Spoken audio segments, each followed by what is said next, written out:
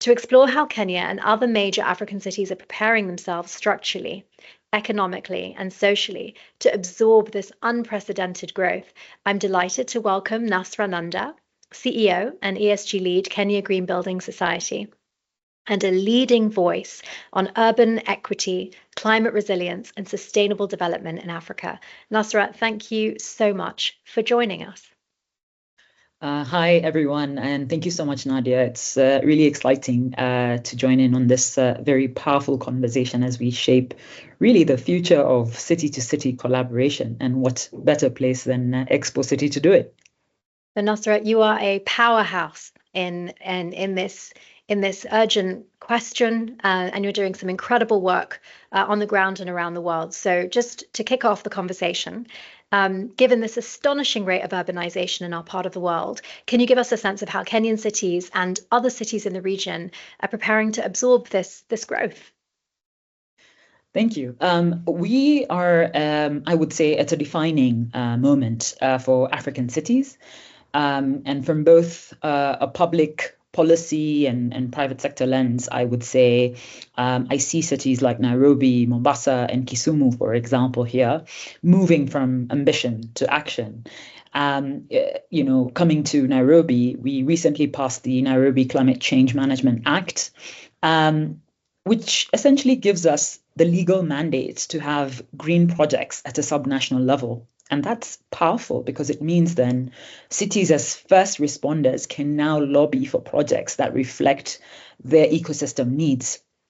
Similarly, Mombasa recently became Africa's first subnational government with a portfolio of IFC Edge green certified public buildings. All this to say that, in the global south, where markets are reactive and not proactive, often the private sector has been seen as the driver of a lot of change. However, we're seeing from a government perspective, it's the subnational level players who are really saying, actually, we can lead from the front. And I think in closing, I want to say, something in common that the UAE and Kenya have is, for example, the growing issues around, heat resilience. And Kisumu is one of the first subnational governments in the region to come up with a heat action plan. And what this tells me is that at a subnational capacity, what we're seeing is that cities are stepping forward to tell their stories about what's working, what the gaps are, and how we can truly build partnerships to support them. And I think what this summit can do for us is to give them that platform to tell their story in a way that can unlock the right support and collaboration. I absolutely love that answer. And the examples of the cities of Mombasa, Nairobi, others are cities in action and leading from the front. It's not just about cities. Cities are made up of the people who drive them. And when you talk about subnational action, there are questions of all of the facility and the infrastructure you put in place to ensure intergenerational equity and social value, but also showcasing your human capital and new pathways for growth. So if we just sort of talk a little bit about that, how do you feel that this opportunity in Dubai with the Global Mayoral Forum through the Asia Pacific City Summit can really showcase those new pathways for growth?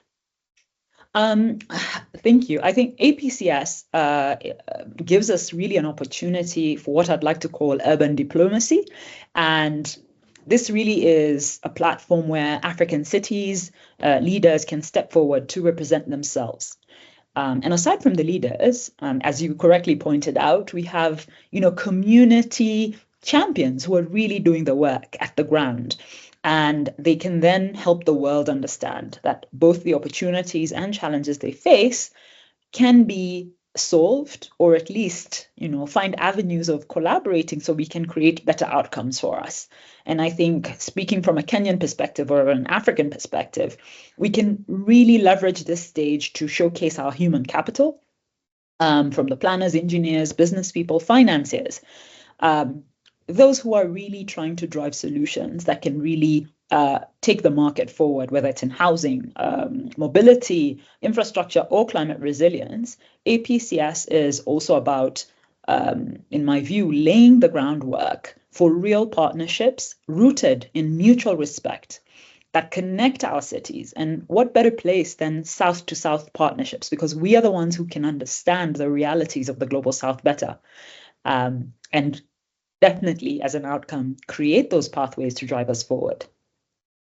Taking the very valuable insight and language around urban diplomacy, could you give us a little bit of color, maybe a little bit of detail to those cities that are listening across the global South? What exact tangible opportunities are you hoping to curate for Kenya that could be extrapolated for other cities across the global South that are also considering participating?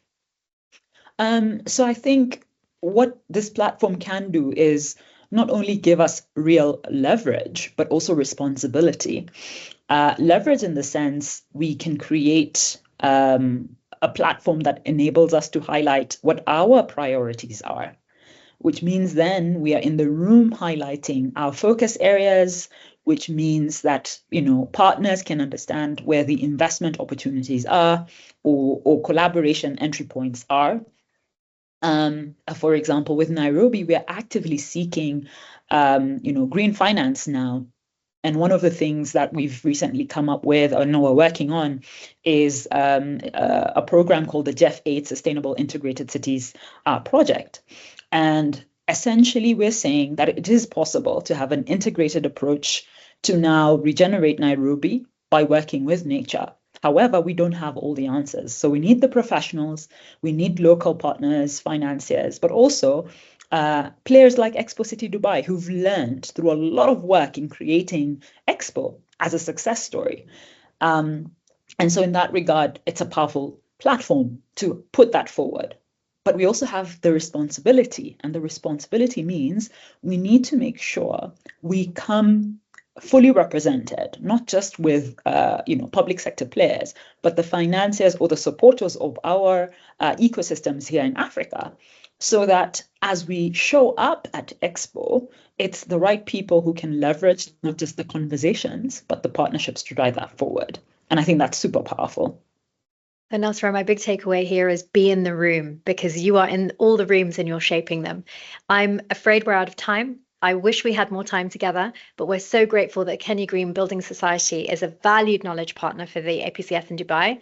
And the good news is that we get to work with you and the delegates from Kenya and across your constituencies in October. Thank you so much for joining us today. It's at forums like this where collaboration gets real, where urban priorities become shared strategies, and where business, policy, and purpose align.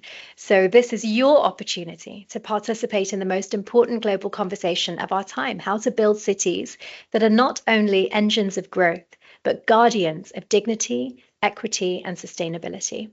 Thank you to all of our guests for their valuable insights. Thank you to our audience for your valuable time, and we'll see you all for our next webinar on the 23rd of July. Thank you for your time and attention.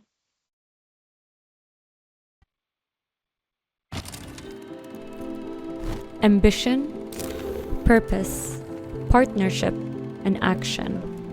Words that have always defined our nation. Driven by a clear vision, we have seen our economy flourish. Dubai has become a beacon for business and events, a place that prioritizes people and connections, and a home for talent and innovation.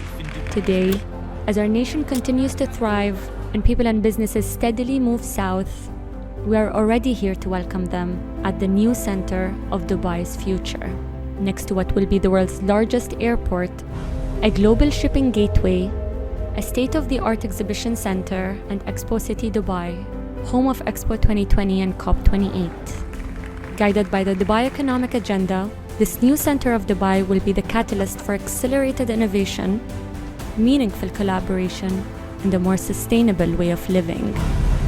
Our story so far is remarkable, but as we prepare for the next exciting chapter, we know that our future will be even brighter.